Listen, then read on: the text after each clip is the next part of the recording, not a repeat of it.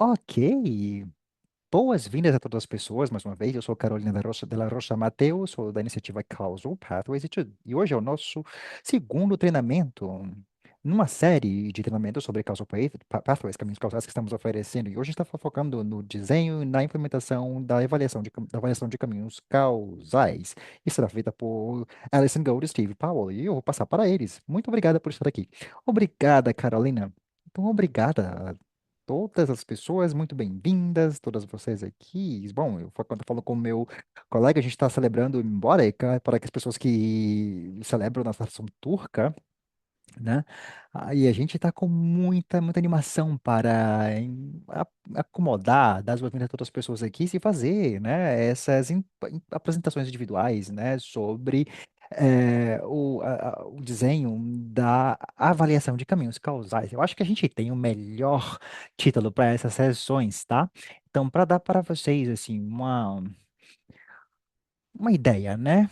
Como a Carolina falou, a iniciativa Causal Pathways é quem faz o anfitriamento dessa sessão. Né? Não é uma rede internacional de avaliadores, metodologistas, líderes filantrópicos e outros. E o nosso objetivo é construir mais ah, consciência, vontade e habilidades entre filantropia, fundadores e parcerias de avaliação para utilizar a avaliação, abordagens de avaliação que façam sentido para relações causais, sem depender em abordagens e métodos mais tradicionais ou experimentais ou quase experimentais. Isso é porque a gente sabe que muitas entidades fundadoras são interessadas na maneira como os sistemas estão mudando estratégias ou não estão mudando. Então, isso é parte do que a gente tenta fazer aqui hoje.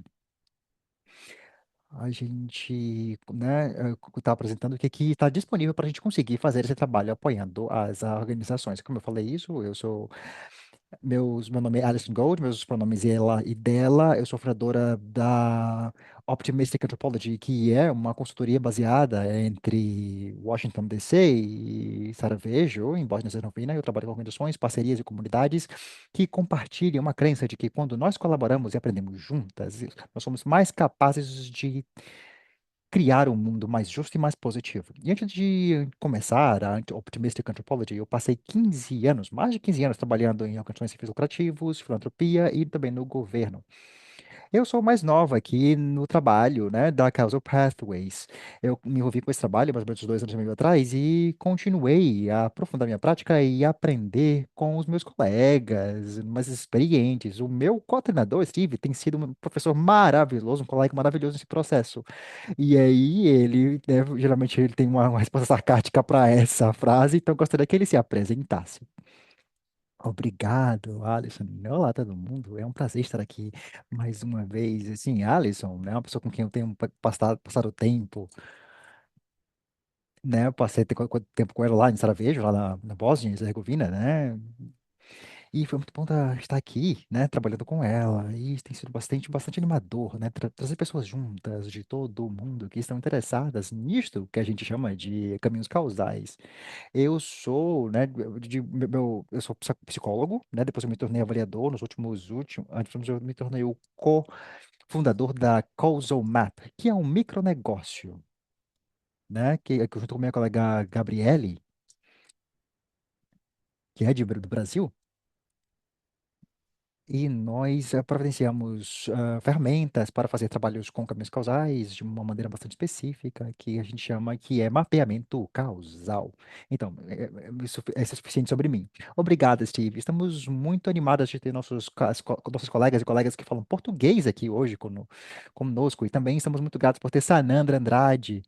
Eu espero que eu tenha pronunciado todos os A's corretamente no nome dele, né? Mas que está fazendo a interpretação para a sessão de hoje. Então, se vocês precisarem é, organizações, na verdade, orientações sobre como é que vocês podem ouvir o canal em português, por favor, falem com Carolina. Eu acho que ela possa já ter colocado isso no chat também. Eu também aprecio muito o trabalho de Carolina de la Rocha Mateo, que é a pessoa que estava fazendo o gerenciamento para esses treinamentos nessa iniciativa.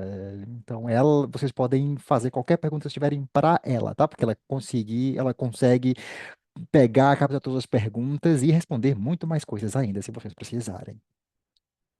E agora que vocês sabem quem nós somos, gostaríamos de saber quem são vocês. E Carolina vai lançar aí uma pergunta com uma pesquisa com 5 perguntas para a gente tentar entender quem é que está aqui na sala hoje, tá? Para saber de onde quer que a gente vem. A gente tem diferentes trabalhos que a gente faz e diferentes experiências. Então, vocês conseguem ver a pesquisa já na tela de vocês? Ela já está aí disponível, tá? Tanto em português quanto em inglês, tá? E à medida que vocês preenchem a pesquisa, eu quero falar sobre algumas coisinhas, né, para que a gente possa aproveitar o máximo do nosso treinamento de caminhos causais. É importante que vocês entendam a abordagem para que vocês possam aprender o máximo possível dela.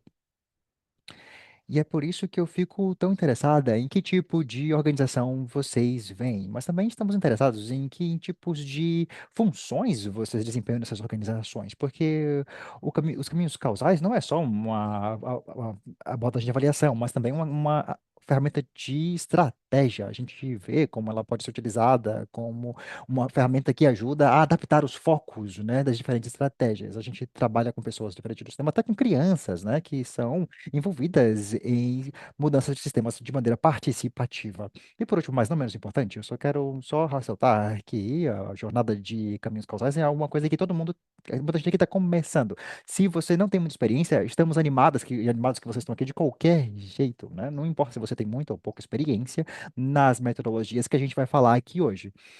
Eu já, né, estou nessa jornada aí de caminhos causais, eu sei pela minha própria experiência que às vezes a gente faz a gente tem algumas ideias sobre como é que a gente trabalha com as histórias, com as narrativas, como é que a gente captura descrições e contextos e como isso tudo pode criar sentido dentro da complexidade causal. Bom, a gente já consegue ver já o resultado da pesquisa? Maravilha! Então nós temos aqui, né, uma quantidade de pessoas interessante que vem da área de fundação. Nós temos de outras categorias, mas é um mistério aqui, o que são esses outros, né? Vamos lá. A gente tem 22% que vem do setor de serviços lucrativos e a gente tem, né, uma distribuição muito interessante. A maioria aqui são de avaliadores, né? Mas a gente também tem outras pessoas que estão aqui, coordenadores de gerentes de programas, líderes filantrópicos, funcionários de programas de fins lucrativos, e algumas pessoas que se definem como outro, né? E é muito bom ver que 42% está aqui para fazer a avaliação de caminhos causais, né? É novo, 47% na verdade. A gente tem uns 29% de pessoas que disseram que têm familiaridade com isso, mas ainda não fizeram nenhuma avaliação de caminhos causais ainda. A gente tem pessoas que têm, aqui um pouquinho de pessoas que têm pouca experiência na realização de avaliações com caminhos causais. Estou muito animada de ver, né, que algumas das pessoas fizeram já outros workshops e atualmente parece que vocês estão participando bastante. E a Maria está participando em inglês, mas se você ah, for um participante em português, se você quiser participar em português, eu vim em português, a gente tem tradução simultânea. Então, isso fica à disposição de vocês. Então, muito obrigada, Carolina, pela ajuda com a pesquisa. Nossa agenda para a sessão de hoje, né? Estamos muito felizes por esse tempo juntos. Eu gostaria de compartilhar 3 pontos à medida que a gente começa aqui. O primeiro e mais importante é o seguinte: é porque a iniciativa Caminhos Causais está sempre melhorando os ensinamentos que a gente oferece. A iniciativa, Steve e eu, sempre damos boas-vindas ao feedback que vocês possam dar no final do treinamento. Sei que Carolina vai passar para vocês algum tipo de pesquisa. Então, nós realmente encorajamos que vocês compartilhem isso com o mundo. E outra coisa é que vocês são avaliadores. Muitos de vocês são. Vocês entendem a importância dos dados e do feedback. Então, por favor, façam isso. Segundo, a gente vai ter tempo para perguntas e respostas no final. E à medida que a gente, né, está passando pela apresentação do conteúdo, a gente sabe que tem muito conteúdo. Se as perguntas começam a surgir, né, podem colocar no chat. E vocês também, né, são muito bem-vindos e bem-vindas a deixar para fazer isso, né? No final, a gente vai fazer o máximo para tentar prestar atenção ao chat, mas o chat vai subindo, não é? E se a gente não chegar até a sua pergunta durante o transcorrer da sessão, a gente vai tentar fazer o máximo possível para responder isso depois por e-mail. E, finalmente, os materiais de hoje serão disponíveis depois da sessão. Então, você não precisa ficar tomando notas furiosamente ou fazendo capturas da tela. Então, simplesmente fiquem presentes, porque a gente vai compartilhar o material com vocês depois. Então, vocês podem focar no que vocês estão ouvindo e vendo durante a sessão.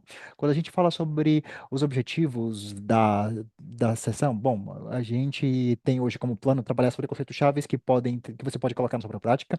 Hoje em dia nós temos nosso foco, né, na construção do seu conhecimento, como desenhar e implementar uma avaliação de caminhos casais, vamos explorar questões causais, trazer, né, juntar aqui múltiplos métodos e fazer análises com uma lente causal. Mas a gente precisa também ser muito honesto e dizer que a gente não precisa sair dessa sessão com um novo desenho de avaliação, tá? Porque são só 2 horas. Mas a gente pode conectar você com recursos que você pode continuar trabalhando para que você seja capaz de fazer isso no futuro. Posso só falar uma coisinha? Eu fiquei, eu fiquei tão assustado porque minha voz apareceu do nada. De onde fez barulho aqui? Mas enfim, mas eu queria falar uma coisa interessante, porque nem tem tantas pessoas aqui, né? Mas a gente vai ter mais oportunidades, né, de interagir um pouquinho mais. Se você tiver alguma pergunta particular, alguma coisa que você estiver planejando fazer, mas acho que no chat é melhor você para compartilhar as suas perguntas, tá? No chat, porque a gente consegue olhar e responder quando for o tempo apropriado. Não, com certeza, muito obrigada. Vão fazendo perguntas à medida que a gente está falando aqui, e a gente vai tentar incorporar elas, né, e tentando responder à medida que a gente precisa do conteúdo. Mas também existe tempo dedicado para perguntas e respostas no final. Então, se certifiquem de que vocês fazem isso, porque a gente pode também responder lá, se não houver uma oportunidade para fazer isso durante a sessão. Então, esses são os objetivos de aprendizagem. Eu gostaria também de ser muito honesta sobre o que a gente não vai cobrir hoje. Tem duas coisas que a gente não vai cobrir. Uma é a comparação entre a avaliação de caminhos causais e a avaliação descritiva. A gente também não vai entrar muito na avaliação de caminhos causais, né, em tópicos como valores, rigor e práticas de qualidade ou práticas participativas. Porque essas foram cobertas já no treinamento anterior, ou vão ser abordadas no tratamento que vão vir ainda, que vai ser acho que 9 de julho. Então a gente vai fazer um pouquinho de revisão sobre isso, mas a gente não vai entrar muito profundamente nisso, não. E só para lembrar para vocês, tem outra, para a gente ter, né, uma sessão introdutória. Então, à medida que vocês estão fazendo aí a sua progressão no seu caminho no aprendizado, a gente vai ter outras sessões também que vão falar sobre isso, que vão falar sobre valores, sobre rigor e prática de qualidade e também sobre práticas participativas. E com isso eu vou continuar, né? Só reancorando a gente nos conceitos principais, conceitos chaves relacionados aos caminhos causais. E no seu trabalho, nossas colegas Julia, Aline, Marina Abgara falam sobre a prontidão para fazer o trabalho de caminhos causais. Eu descrevo isso como ter isso como uma série de componentes chaves. Um deles é o que que a gente está perguntando? E a gente está perguntando de que maneira, perguntando por quê, para quem e em que contexto essa mudança está acontecendo, né? Então, isso é diferente de perguntar o que que a gente conseguiu, né? Quais são nossos resultados, outcomes, né? Que outcomes, que resultados emergiram. Porque é diferente, né? Vou fazer esse tipo de pergunta para ver o que que aconteceu diferentemente em diferentes contextos para diferentes pessoas. Por sinal, quando eu estou falando de nós, estou falando não só de avaliadores, tá? Não só pessoas que trabalham, né, como líderes de programas, mas também de outras pessoas trabalhando em organizações fundadoras, parcerias que estão no chão lá, né, na linha de frente, e pessoas que são engajadas em mudar o sistema. Quando aqueles que estão dentro do sistema, que estão defendendo, né, mudanças como parte dos sistemas. E aí, como dizemos, falamos nós, falamos que esse nós aí pode ser muito amplo. Né? É como a gente estava falando mais cedo, né? De entrar mais profundamente disso. E Júlia e Marina também falam sobre prontidão, tendo como um componente de estar abertos e abertas a mudar os nossos pressupostos sobre como é que a mudança acontece. E nós estamos interessados em resultados emergentes, se sejam eles positivos ou negativos. Eu sei que às vezes isso pode ser um pouquinho desconfortável e não tão bem, mas assim, quando a gente lida com esse desconforto, faz uma grande diferença na nossa prontidão. Então, quando essas orientações estão presentes, a gente demonstra uma abertura para aprender, o que é ótimo, é útil, é crítico, mas é importante que não só que a aprendizagem não ocorra só pelo efeito de aprender, mas para também melhorar as coisas. Na avaliação de caminhos causais, se torna muito poderosa quando esse trabalho não é um exercício que se faz sozinho, mas quando a aprendizagem tem um uso claro, que melhora a estratégia e nos move para mais próximo das estruturas que nós estamos tentando ver refletidas dentro dos sistemas. Então, essas são algumas das culturas e mentalidades de base que estamos tentando estabelecer para o trabalho com caminhos causais. No trabalho, como eu mencionei isso, né? Vai ter um treinamento de 9 de junho, e aí Drill and Floor vão fazer mais abordagens sobre a importância das evoluções de caminhos causais, estando ancorados nos nossos valores. E isso é porque os nossos valores informam e formatam as áreas de curiosidade, as perguntas que a gente faz, as abordagens e métodos que a gente escolhe aplicar, e também, como fonte de dados, nós achamos que isso é muito importante. Nossos valores também informam quem é que sim está incluído dentro de um processo de tomada de decisão dentro de uma avaliação, porque determina o escopo, perguntas, design e implementação. De todas as maneiras, né, os nossos valores informam como é que a gente planeja e conduz uma avaliação de caminhos causais em todos os seus estágios. E como você pode ver, isso está representado aqui na parte de baixo do slide. Mas eu também quero ressaltar aqui que a maneira como a gente apresentou aqui faz isso parecer que seja um processo linear, meio sequencial, mas a maioria, se não todas as avaliações de caminhos causais, né, tem elementos que acabam se mudando aí, né, se reorganizando durante o processo. E essa flexibilidade processo é crítico para entender como é que a mudança acontece, para vocês verem como é que essas lindas setas aí, eles acabam se compartilhando e se conectando em diferentes espaços. E aí, a outra coisa que eu te falar é fazer falar de alguns valores específicos que a gente está falando aqui agora, né, nesse slide. Então, a gente está falando sobre os valores que a gente utiliza no Caminhos Causais, informado por algo chamado estrutura do rigor inclusivo. E os valores que a gente está falando dentro dos caminhos causais, na verdade, são esses aqui, né? Buscar equidade, reconhecer processos participativos que aumentam o rigor dos achados causais. O trabalho precisa informar a estratégia com focos nos tipos de espaços de aprendizagem que nós criamos. Então, a estratégia da avaliação em si, né? E o que que emerge através dela. E também nós abraçamos a complexidade, incluindo fazer esse trabalho pela combinação de métodos que a gente chama de bricolagem, e Steve vai falar sobre isso mais tarde. Enquanto a gente busca equidade, né, e trabalho estratégico informado, né, quando a gente focou, porque foi que a gente focou, né, na sessão anterior e vai focar na próxima, a gente vai ver que abraçar complexidade é muito um foco do nosso treinamento. E depois de falar brevemente sobre esse conteúdo, eu vou passar para Steve, acredito. E aí ele vai ajudar a gente a trazer isso para a vida, né? Da vida a essa teoria com um estudo de caso. Verdade, muito obrigado, Alisson. Obrigado por, né, juntar o que a gente está fazendo hoje aqui. E você conseguiu fazer isso de maneira muito brilhante, né, em termos de até conectar os treinamentos. Eu estou aqui hoje para falar um pouquinho mais em detalhe, ou talvez muito mais detalhes sobre como é que você realmente faz isso. E aí vai estar dentro de um exemplo de um trabalho muito interessante, muito integrado. Você pode chamar de estudo de caso com métodos mistos de Malawi.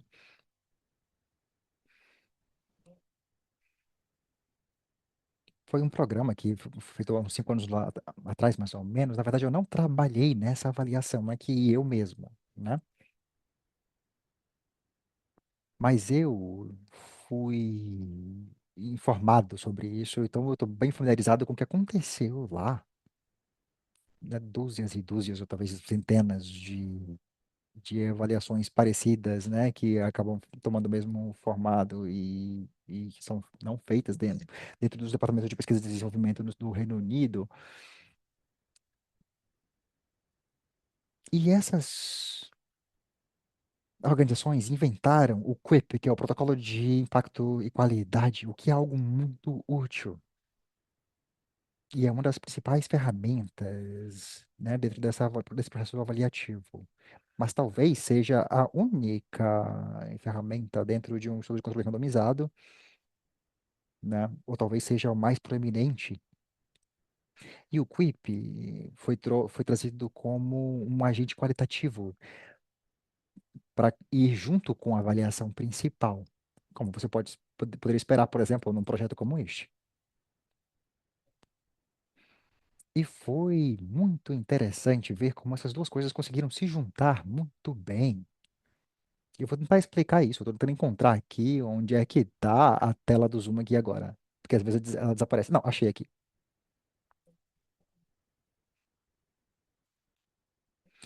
Então, esse programa foi um programa, né, típico da maneira como se faz na África subsaariana.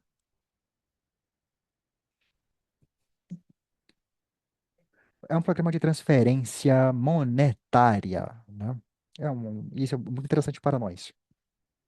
Porque a gente tem a transferência monetária, a transferência direta, né, de recursos, e aí a maneira como as pessoas dentro da CT pensam, a gente pode pegar isso aqui sistematicamente, a gente pode coisa aplicar em diferentes lugares, a gente pode olhar em diferentes leitos, e olhar para diferentes condições. Geralmente é assim que as pessoas vão fazendo, né? Vão vendo o que que funciona, o que que funciona mais, o que que funciona menos. Mas por outro lado, para as pessoas que estão lá, né, no território, às vezes é mais importante o dinheiro mesmo que ela recebe, né? E nesse caso, tem algo ainda que vai além do dinheiro, né? Então, coisa que a gente tem que construir ao redor dessa transferência para que a gente consiga fazer uma intervenção com transferência monetária que seja algo realmente poderosa. Então, isso depende de entender as dinâmicas da família, as dinâmicas sociais, por conta de questões de ciúme, por exemplo, tem a mulher que está recebendo dinheiro, e aí como é que fica a situação do homem nessa situação? Isso tem que ser levado, fica essa situação, né? O pai achando que ele não consegue ser provedor. Então tem muita coisa que acontece ao redor disso. Então, quando você tem um estudo de controle randomizado, fica mais complicado você analisar com isso, porque a vida real acontece. Então você tem todo um design lá, mas você tem várias outras coisas que tornam tudo muito mais complicado. Porque não é as coisas feitas como as coisas são feitas usualmente. E aí, às vezes, você tem uma parte do dinheiro que chega, depois que chega outra parte que chega depois. Então, vida real acontecendo. Então, é muito mais difícil avaliar essas coisas, né, à medida que essas coisas estão acontecendo, porque a dificuldade aumenta muito rapidamente para você fazer tudo apenas com análises quantitativas e entender o que fazer.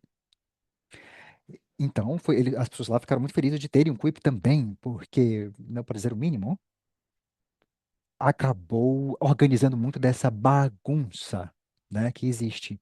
Então, talvez a maneira mais fácil de explicar isso é assim, que você tem um estudo de controle randomizado, né, prova que funciona, eu te diz quanto funciona e possivelmente te fala que condição, né, porque, por exemplo, teve o dinheiro, né, teve caixa com mais dinheiro e aí nessa modalidade, em diferentes mãos aqui, e o Quip pode dizer mais detalhes sobre exatamente por quê e como e as possíveis explicações sobre por que que não funcionou em certos contextos, ou em certas maneiras.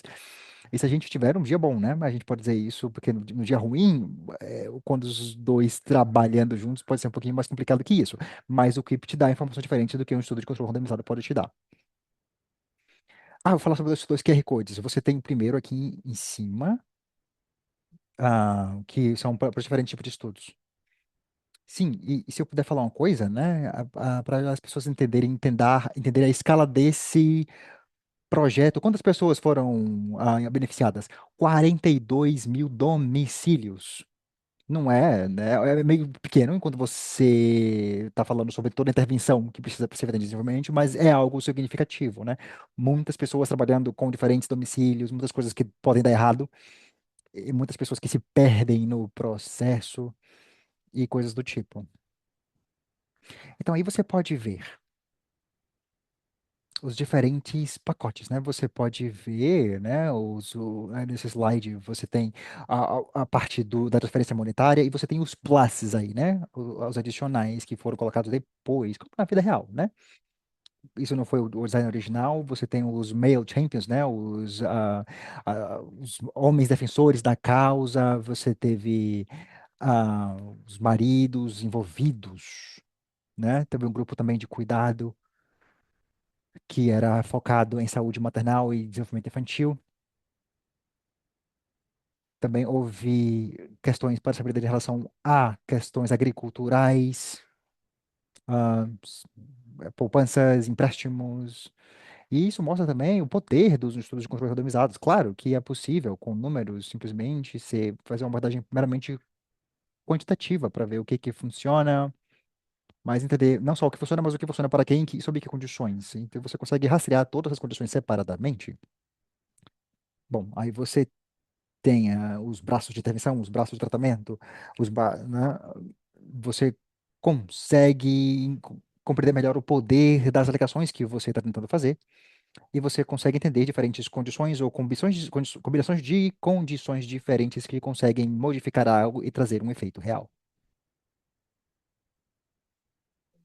Então, nesse caso, é relevante para o meu trabalho? Será que é relevante para o meu trabalho? Bom, é porque às vezes as pessoas pensam, mas isso aqui é desenvolvimento internacional, ou QIP, trabalha com isso, com aquilo, eu não faço isso.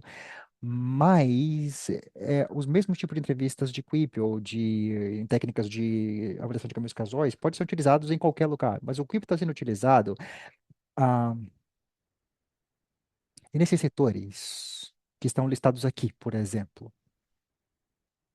Né? Você tem a sobrevivência rural, microfinância, grupos de poupanças, transferência monetária, qualquer grupo em que você pode fazer algum tipo de intervenção, às vezes no final, né, que mexe com a área da vida de umas pessoas, ou que tem, por exemplo, múltiplas intervenções, né, diferentes áreas da vida das pessoas, e que essas intervenções podem ter um efeito positivo ou não, então você pode utilizar isso.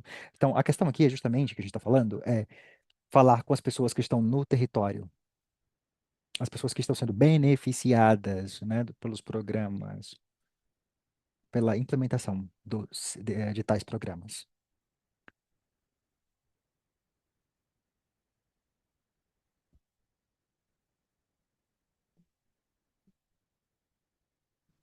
Então, vamos ver o próximo slide, por favor. Então, aqui a gente fala um pouquinho sobre esses quatro componentes aqui. Isso é interessante, porque está na produção, né, assim como na vida real, né, elas acabam se misturando umas com as outras. Eu olho para esse slide e fico, mas a gente já falou sobre isso ou não? Mas é porque é a maneira como acontece na vida também, né? Como qualquer outro tipo de avaliação, imagina, né? Também acontece na avaliação de caminhos causais. Vai ter essa coisa de ficar ir voltando e fazer iterações, né, de diferente parte do processo. Então, claro que você precisa saber o que você quer descobrir, né? Mais ou menos, e você tem uma ideia sobre os dados, mas isso pode mudar. Você também tem análise causal, né? Que vai te ajudar também a avaliação da força, da robustez das evidências, né? Você vai utilizar a triangulação, vai utilizar rubrica, rubricas que a gente vai falar um pouquinho sobre isso mais tarde. Eu vou devolver para você, Alisson.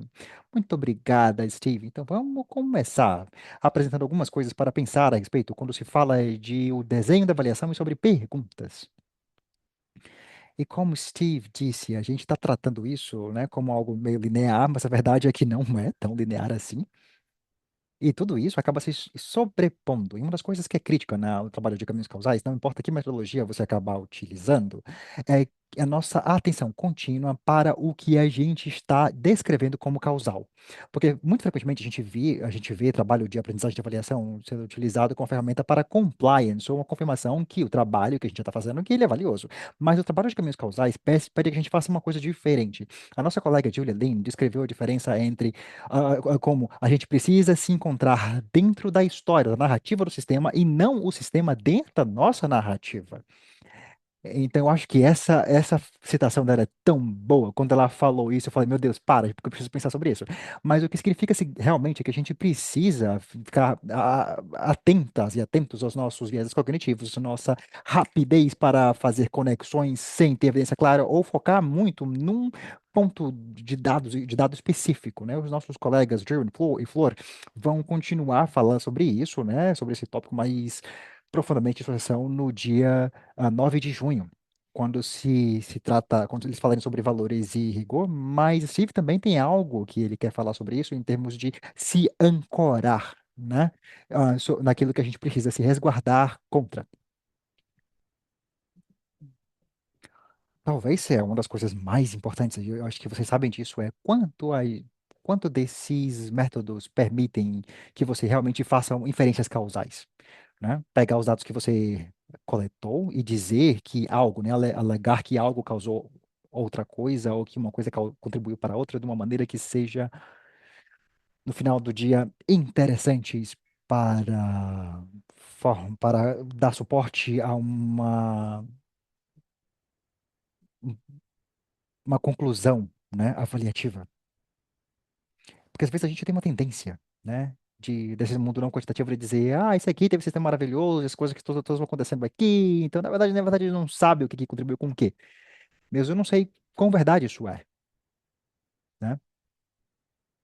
Porque a gente precisa de saber, dizer, a gente ainda quer saber o seguinte, bom, esse dinheiro foi bem gasto ou não foi bem gasto, né? As crianças realmente experienciaram menos fome, né? A gente quer saber realmente desses detalhes. Então, a gente sabe dessas alocações. A gente não vai falar sobre isso agora assim, do comparativo, falar sobre os contrafatuais, mas a gente precisa ter também isso como objetivo, né? Quando a gente está fazendo inferências causais, porque existe muitas outras coisas acontecendo ao mesmo tempo. E uma das coisas que a gente precisa ter atenção é que a gente faz todo ser humano, todas as pessoas envolvidas, a todo momento do dia,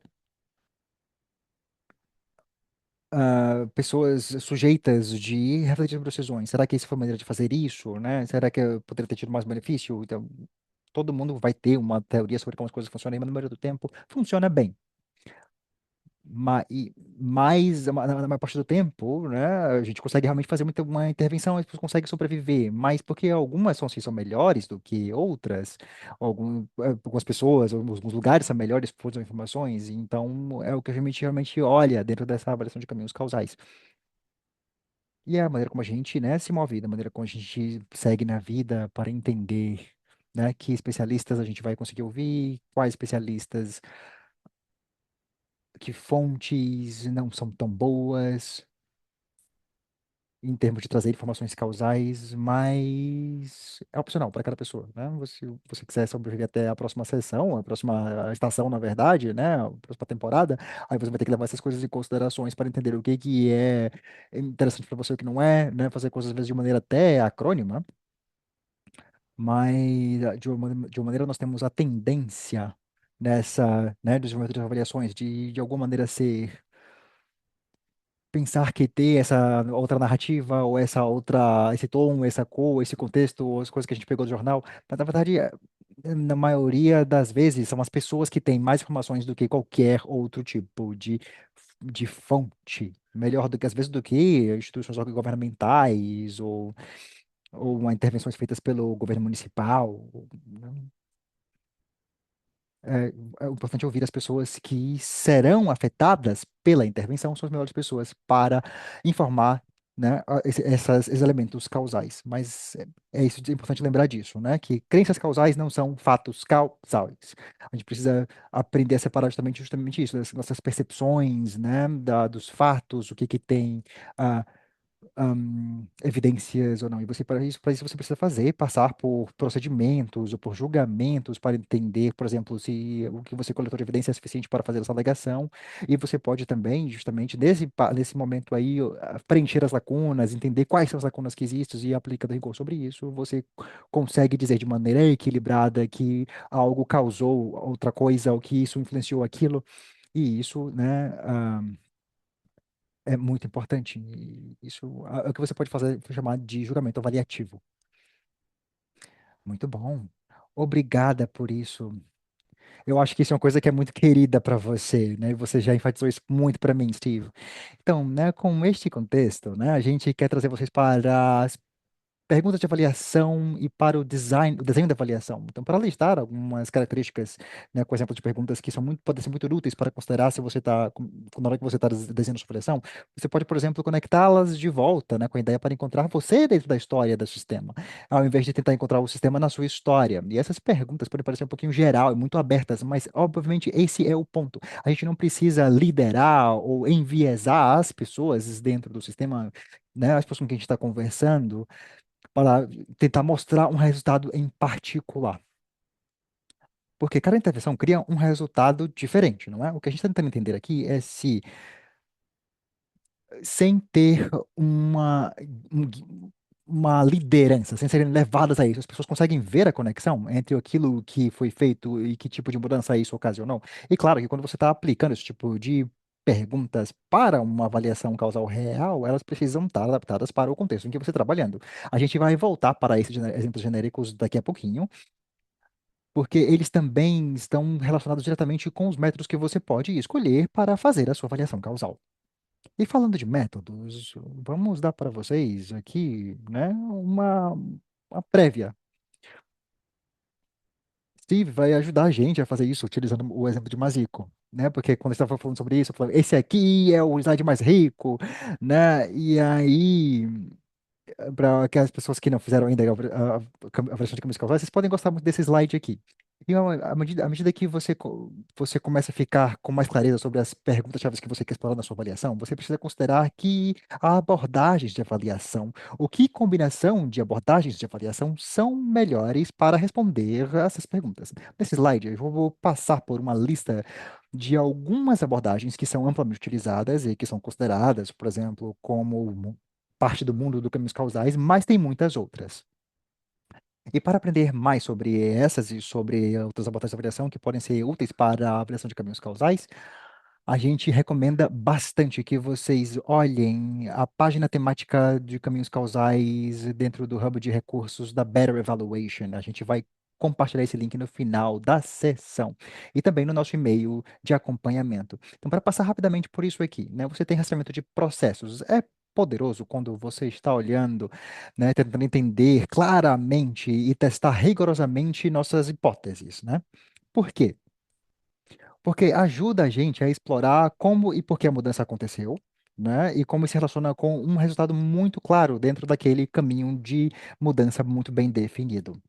A gente pode olhar também para mudanças sistêmicas, que podem ser mais visíveis através de coisas como monitoramento de elos causais, análise de contribuição, mapeamento causal e outros métodos. E, frequentemente, um mapa de sistemas está incluído dentro da bricolagem de abordagens quando a gente está trabalhando em mudanças de sistemas. Também a colheita de mudanças é uma ferramenta muito poderosa para a gente tornar um resultado inesperado visível e também implementado com um foco de caminhos causais bastante forte também resulta em ter um caminho causal inesperado mais visível. Eu vou pausar aqui um pouquinho nesses dois aqui e vou falar um pouquinho sobre a avaliação realista, que vai ajudar a gente a refinar e testar nossas reflexões sobre mecanismos específicos mais comumente associados com pessoas tomando decisões dentro do trabalho, porque a maioria de nós somos bons e boas, né? Como é que eu vou dizer isso? Eu vou deixar isso aí, vou deixar isso no ar, tá? Ah, para a gente chegar, né, para essa questão que é, claro, durante o curso de avaliação a gente vai continuar, né, lidando com isso, novas perguntas podem aparecer, né? Porque a gente precisa que novas abordagens e novas coisas apareçam, né? E dentro do os contextos complexos no que nós estamos trabalhando e as mudanças complexas, os processos que estão acontecendo, a gente precisa manter flexibilidade, a gente precisa também ter habilidade de engajar no processo de desenho iterativo, porque provavelmente a gente não vai conseguir se manter no nosso plano de original de avaliação. No entanto, quando a gente documenta cuidadosamente o nosso processo de tomada de decisão em termos de desenho, a gente vai conseguir manter a nossa qualidade de avaliação. E aí tem duas coisas que eu gostaria, que eu quero mencionar aqui, uma sobre bricolagem, que é um tópico que eu não entendo completamente isso, mas se vai explicar isso muito melhor mais tarde. Que é justamente, vale a pena reiterar as abordagens listadas aqui como exemplos de abordagens possíveis que nós podemos utilizar para testar caminhos causais, explorar caminhos causais. Outras podem ser adicionadas e outras abordagens podem ser, né, parte dessa bricolagem para responder melhor às necessidades de uma avaliação em particular. E também tem expertise, né, que quando você está trazendo a sua experiência com isso, talvez você precisa de ter algumas pessoas na sua equipe que têm diferentes áreas de expertise que são muito conectadas com outros tipos de metodologias, porque não tem uma pessoa avaliadora que pode seja que vai ser especialista em todas as abordagens. Claro, né, é preciso ter muito tempo para conseguir desenvolver esse tipo de expertise, mas é mais fácil você ter um grupo, né, de pessoas com diferentes experiências profundas em abordagens diferentes, e aí você pode ter uma abordagem de desenho com bricolagem muito boa. Sim, quando se fala da bricolagem, eu acho que em essência é isso que você está falando mesmo. É você ter métodos diferentes, dizendo você vai combinar com isso aqui, pegar parte de outro aqui, parte dali, né? E de acordo com alguns critérios, né, de qualidade e rigor, bom, eu acho que é uma oposição a um conceito que faz com que os métodos sejam utilizados e reservados para, né, são usados para casos que sejam, né, qualitativos ou quantitativos. Então, a maioria dos especialistas trabalham com algum tipo de bricolagem. Eu acho que é daí que a ideia surge, tá? Ótimo, obrigada por isso. Ótimo, então eu não me confundi aqui na minha bricolagem, não, né? Eu vou passar para você de novo, né, para a gente garantir que todo esse setup aí, né, como é que você escolhe suas perguntas, suas metodologias, se entreguem aí nesse exemplo de Masiko. Ótimo. Bom, neste caso, você pode ver que teve um estudo de controle randomizado e também teve uma avaliação de processo, né? Em que os implementadores, né, utilizaram para fazer, para conseguir entender o que estava acontecendo. Mas o QIP foi muito bom para entender o que os beneficiários pretendidos acharam que mudaram, e como é que a mudança aconteceu, né? E não para entender também por que elas acharam que mudaram e não só as suas reflexões, para que a gente conseguir ter conclusões, né, cuidadosas extraídas disso. Então, a avaliação do QIP foi desenhada para responder todas essas perguntas, né? Quais são as combinações do slide anterior, né? O que foi esperado, que combinações de contextos, todas as como essas intervenções refletiram em grupos diferentes, né? Que contribuições a gente consegue fazer das contribuições, né? Que foram feitas através da ferramenta de intervenção e o que é que isso resultou na vida das pessoas, né? Quais foram os resultados? A gente pode agora passar para o slide 24, que é esse aí. Então, quais são os caminhos que para explorar, né, agora? Porque você pode depois perguntar a qualquer pessoa sobre qualquer coisa, sem focar em nada. Eu acho que tudo isso é muito óbvio, não é? Mas às vezes a gente pode esquecer, por exemplo, de ter perguntas mais objetivas. Então a gente precisa pensar primeiro o que que a gente precisa, que caminhos são provavelmente os mais importantes, em termos de do que a gente está tentando fazer, ou do que alguém está tentando fazer aqui. Que caminhos a gente talvez não conheça muito e talvez a gente possa perguntar mais sobre eles? O que que é possível, ou o que que é factível perguntar? Porque às vezes você tá, né, você não pode precisar perguntar ao seu paciente como é que você acha que esse medicamento funciona, porque o seu paciente não vai ter esse tipo de expertise. Então você pode acabar perguntando coisas que são cedo demais ou tarde demais e talvez você não vai conseguir ter uma resposta, né, tão ah, interessante sobre aquilo que se deveria se estar se esperando. E claro, você também precisa ter, né, ter cuidado com o que você vai perguntar, porque dependendo do que você perguntar, você pode estar colocando em risco populações que já estão vulneráveis, por exemplo. Então é importante manter um olhar atento para isso. E aí o próximo slide mostra, né, que mais uma vez, uma comparação entre esses três abordagens, né? Por exemplo, o estudo de controle randomizado. Se você está falando sobre estatística da intervenção, estatística do resultado, né, e correlar tudo isso, então você vai ter o SCT. Mas existe uma divisão em diferentes braços de intervenção. Você tem o aleatório, né? Então você pode fazer conclusões sobre a intervenção, mas às vezes você não consegue concluir muito para ver o que realmente aconteceu, o que realmente mudou lá. Você não pode realmente concluir a partir dessa estatística que a intervenção realmente causou certos efeitos. E aí, nesse caso, né, quando você trabalha só com isso, não fica muito espaço para você fazer muita comparação entre os grupos. O próximo é a avaliação de processo, que é a diz que coloca, e aí um ângulo adicional. Por que que aconteceu aqui? Por que que o segundo braço foi abandonado nesta outra comunidade, por exemplo? Então, você tem uma avaliação de processo que pode te dizer informações sobre isso. Aí você tem um terceiro slide, que é o QUIP, que mostra, por exemplo, o que aconteceu aqui, né? O QUIP começa dos resultados, né, dos domínios de resultados, por exemplo, a saúde melhorada, bem-estar melhorado, melhoria na renda, esse tipo de coisa, e trabalha de trás para frente. E o keep clássico é que os entrevistadores e até os analistas, em alguns casos, né, ficam vendados em termos ao qual foi a intervenção. Às vezes estão perguntando alguma coisa sobre algo com colheitas ou com sobrevivência, mas os entrevistadores não sabem para quem é que está sendo essa feita a pesquisa, ou que intervenção foi feita. Então, eu acho que é um teste muito bom para a gente ver, né, se, por exemplo, uma intervenção aparece aí aparecendo dentro de um mapa causal, simplesmente, por exemplo, as suas colheitas melhoraram, a sua nutrição melhorou, e aí você pergunta criticamente de trás para frente. Então você começa do resultado e você vai voltando. Você acha que as suas crianças estão indo muito bem no momento? E por que que isso aconteceu? E as pessoas podem dizer, por exemplo, eu acho que tem que ter comido mais por conta da melhoria das colheitas, né, que a gente teve nesse programa. Então, também é possível.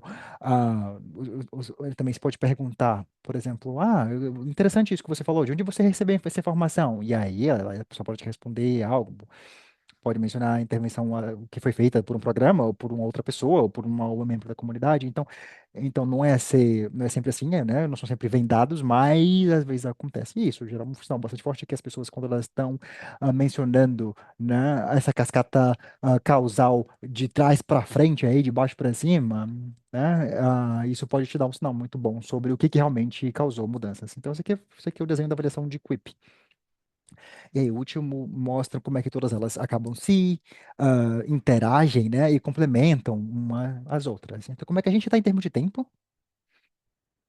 A gente está indo bem. Então, vamos falar sobre bricolagem. A gente já mencionou isso antes. Então, como é que a gente combina esses métodos, né? Não tem uma resposta certa. Não tem um algoritmo que vai te dizer exatamente o que métodos vocês vão conseguir combinar melhor juntos. Mas você pode, pelo menos, esperar ter algum tipo de maestria em dois ou três deles, né, pelo menos na sua equipe. E se você tiver uma posição, né, de sorte, você vai conseguir ver o que que realmente pode ser melhor. Mas, por exemplo, você vai ver uma coisa que é melhor no rastreamento de processos.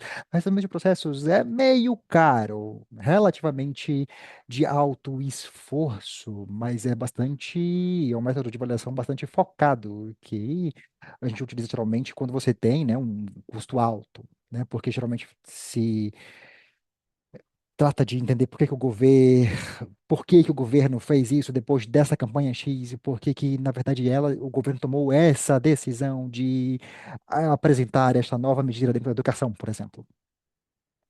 Então, já que a gente depois a gente isolar uma ela causal possível, aí a gente pode trabalhar com isso. Por exemplo, interrogar as mentes dos ministros, né, o que estava passando na mente deles quando eles tomaram essas decisões. Então, é quando você tem um projeto de alto vulto, vamos dizer assim.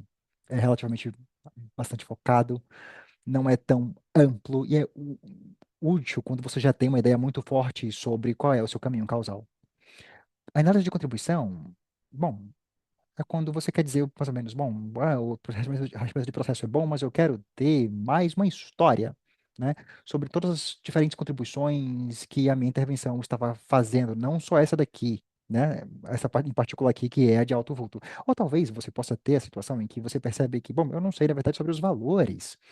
Então, talvez possa ser verdade que essa nova regulamentação foi implementada pelo Ministério, mas é o que as pessoas querem mesmo? É uma coisa que realmente beneficia as pessoas lá no território?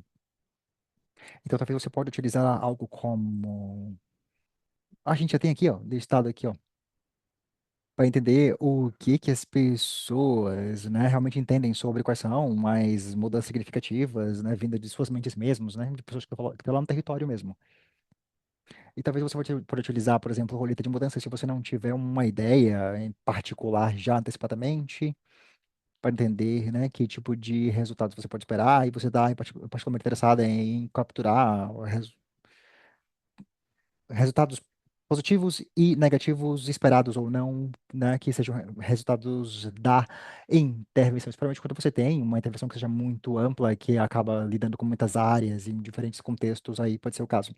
Aí a bricolagem vai ser uma questão de não só ver, por exemplo, a gente está fazendo o que a gente está fazendo aqui no 147, mas como é que todas essas áreas diferentes se juntam e acabam preenchendo as lacunas umas das outras. Bom, e a gestão de processo, o sistema de processo é algo que realmente, né, é interessante para a gente fazer a inclusão de explicações alternativas. E é muito poderosa para entender qual é a melhor explicação, a melhor próxima explicação para entender por que alguma coisa aconteceu. Por exemplo, acidentes ou coincidências ou quaisquer outros tipos de intervenções, e outras explicações, né, que possam competir com a explicação que você possa ter. Por exemplo, a minha intervenção causou essa mudança aqui. Bom, vamos entender o que mais pode ter causado essa mudança e fazer comparações sobre essas, todas essas abordagens aqui. Todas as, na verdade, essas aí podem olhar, por exemplo, para explicações alternativas para algo, não para o trabalho que você faz. Então, o Quip, da maneira como ele funciona, é o seguinte: é tentar trabalhar com perguntas sem um objetivo fixo, estabelecido, né? Porque a gente já sabe mais ou menos o que foi que mudou quando a gente está fazendo o planejamento da pesquisa, mas não tem um objetivo estabelecido, porque o que a gente está tentando fazer é perguntar às pessoas lá no território, né? Para evitar que a gente sugira coisas que as pessoas, por exemplo, não vão falar. Não, então a gente quer ver o que que surge, o que que pergunta sobre coisas muito gerais da vida. E aí as pessoas vão trazer diferentes ideias, por exemplo, do que está acontecendo no território.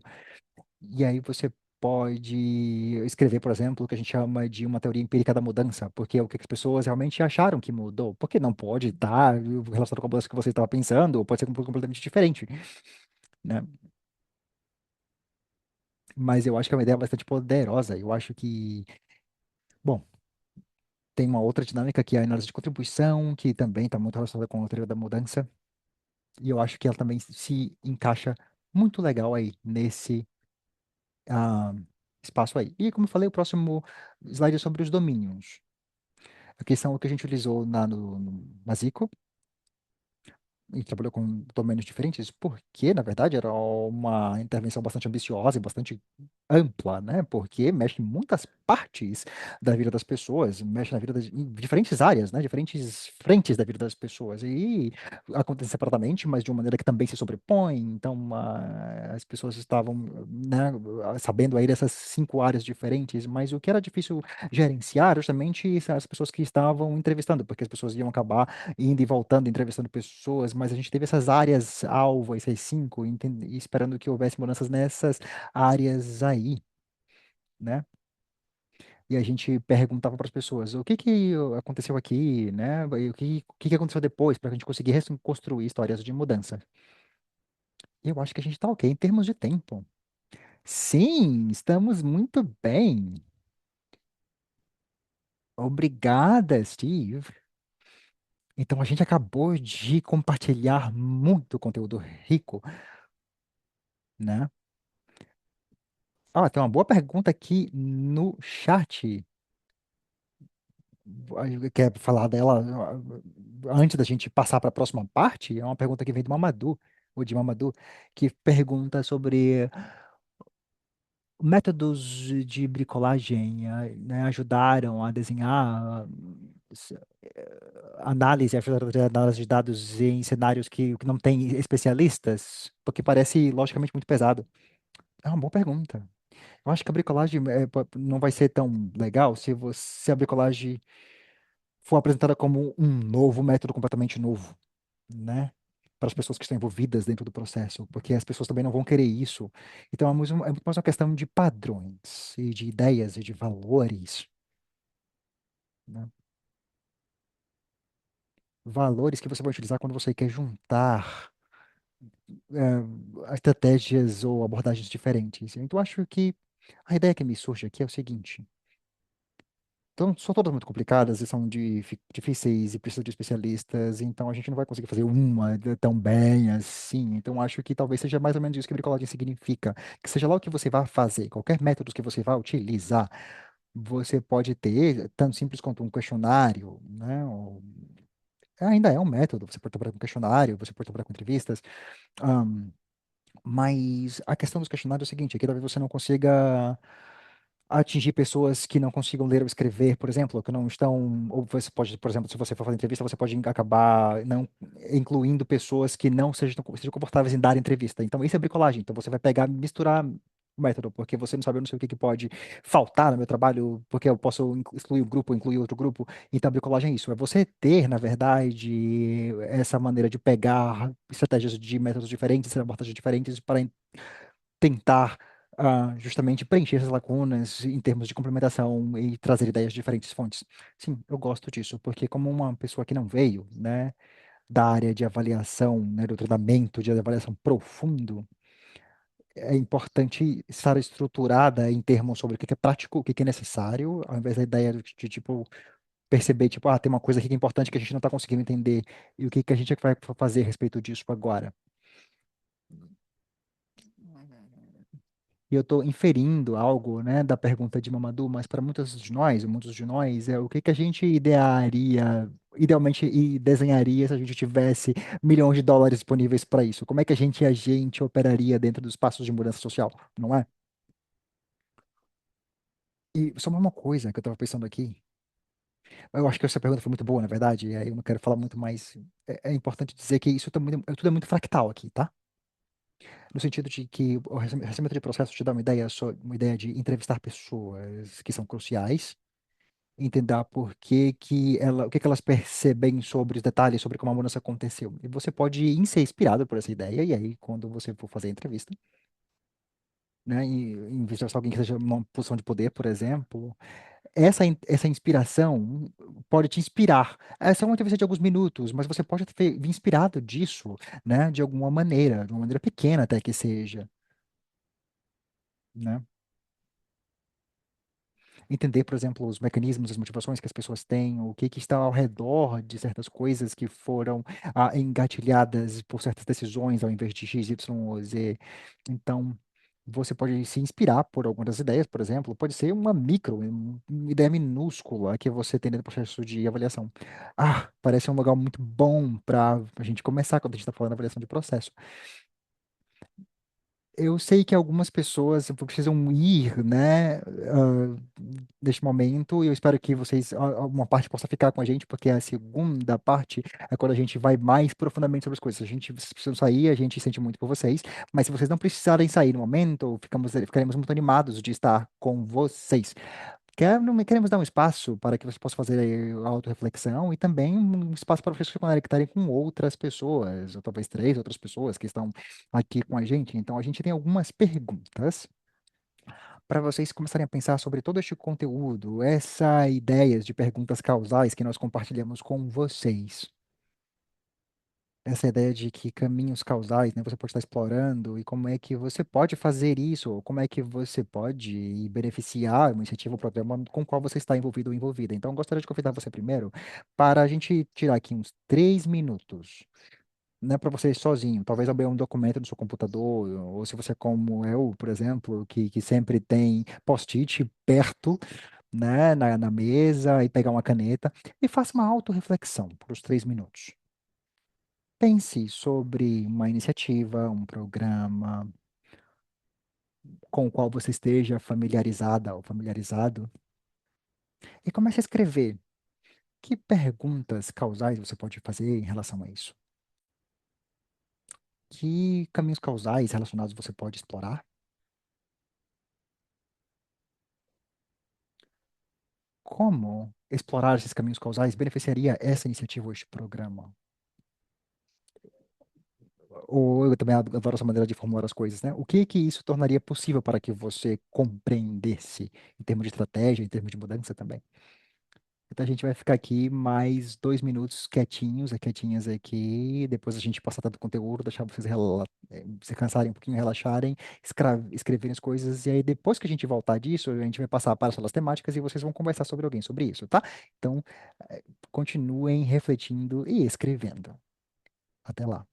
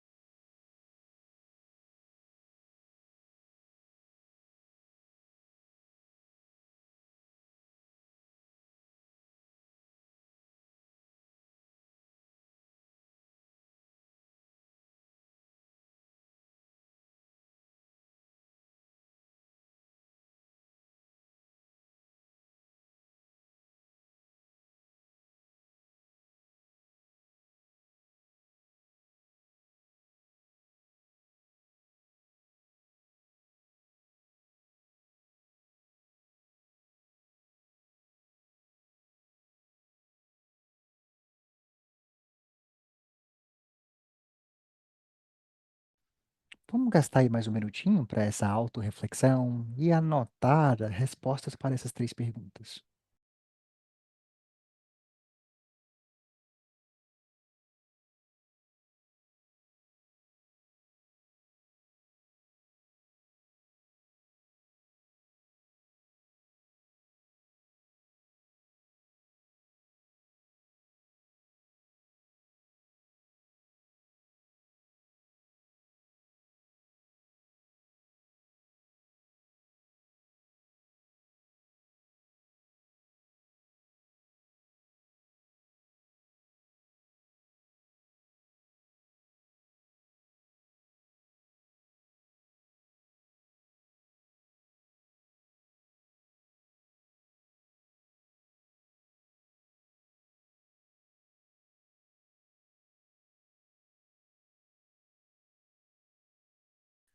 Então, agora, se você ficou interessado, né, em participar, nós criamos algumas salas temáticas, salas simultâneas, em que vocês podem entrar e compartilhar as suas respostas a essas perguntas com colegas. A gente só vai gastar uns 10 minutos nisso, porque tem muita coisa ainda para a gente cobrir, mas a gente quer ter esse espaço de interação. A gente também sugere que vocês mantenham seus grupos do tamanho de 3 ou 4 pessoas, porque isso facilita. E eu acho que, Carolina, por favor, me corrija se eu estiver errada, mas a gente já selecionou salas específicas que são designadas para pessoas que falam português, certo? Certo, ótimo, fantástico. Então, quero oferecer também o seguinte, que é, se você preferir não participar na sala simultânea, você é muito bem-vindo a ficar aqui, ou bem-vindo a ficar aqui, e utilizar este tempo para fazer uma reflexão individual mais estendida, né? Talvez 10 minutos, né, é bom para você conseguir refletir mais profundamente numa iniciativa, num programa com o qual você está envolvido ou envolvido. E quando a gente vai voltar aqui, dentro de uns 10 minutos, eu acho que vai ser mais uns 15 minutos, daqui 1h15 mais ou menos, e a gente vai ter pessoas aqui voluntariamente que possam compartilhar, umas 3 pessoas que possam compartilhar o que falaram, né? Como a nossa, o nosso próximo conteúdo é justamente vai falar sobre a gente fazer, né, a avaliação de a força das evidências, e aí por isso que a gente precisa entrar nesses detalhezinhos aqui sobre avaliações causais. Eu imagino que elas estão com os detalhes de verdade. Eu vou voltar aí a compartilhar a minha tela, tá? Muito obrigada por toparem, né, essa jornada aí dentro das salas simultâneas, reflexões, partilhas, e depois de um tempo, né, a gente já tem mostrado bastante conteúdo, compartilhado ideias, aí a gente vai estar, oh, o que está acontecendo aqui? A gente agora volta, né, para pensar, interagir com as pessoas. Eu sei que pode ser uma mudança brusca, mas apreciamos muito a sua disposição. Bom, idealmente, a gente poderia ter 2 seminários para isso, né? A gente faz tudo junto, mas enfim. Vamos lá. Boas-vindas de volta. E agora a gente vai entrar para os detalhes reais do trabalho. Vamos falar um pouquinho sobre análise de dados, análises causais e todas as partes divertidas que eu sei que Steve adora detalhar para vocês. Então, estou muito animada para isso. Agora, eu gostaria, né, antes de ele entrar com os específicos, eu gostaria de falar algumas coisinhas para vocês, tá? Então, nossos colegas, né, a Gary e Aston, né, eles sugerem 4 passos para a gente conseguir fazer uma análise causal. Eu gostaria apenas de continuar a reiterar que quando a gente pensa sobre, né, esses passos sendo feitos por uma equipe de avaliação sozinha, é uma coisa que é completamente possível, tá? E a gente também quer oferecer o seguinte, a ideia de que participação é muito importante, né? É uma opção muito melhor fazer esses passos em parceria com participantes da iniciativa, com membros de famílias do contexto, dentro da iniciativa ou dentro do local em que a gente está tentando garantir que as evidências e elos sejam corretamente compreendidos dentro do seu contexto. Queríamos deixar isso claro para vocês, porque muitas teorias, muitas avaliações que são baseadas em teorias, né, elas são geralmente o que a gente utiliza na avaliação de caminhos causais, e isso começa com avaliar hipóteses possíveis, né, hipóteses causais, porque as hipóteses são como as mudanças aconteceram. A gente precisa olhar para além dessas teorias articuladas e mudar a nossa mente para explorar mais cada passo dentro de uma cadeia causal, para onde ela levou e como é que a mudança aconteceu. E durante a nossa fase de planejamento, a gente precisa antecipar as análises causais que nós vamos, no final das contas, empregar. E através da análise causal, a gente busca entender que mudança aconteceu, como, por que ela aconteceu, para quem e sob que condições. E através dessas análises a gente testa elos causais para conectar uma iniciativa de interesse e tentar já antecipar, né, ou entender que resultados podem nem poder nem ser antecipados, também ver premissas que podem ser verdade, né, para aqueles resultados que realmente aconteceram.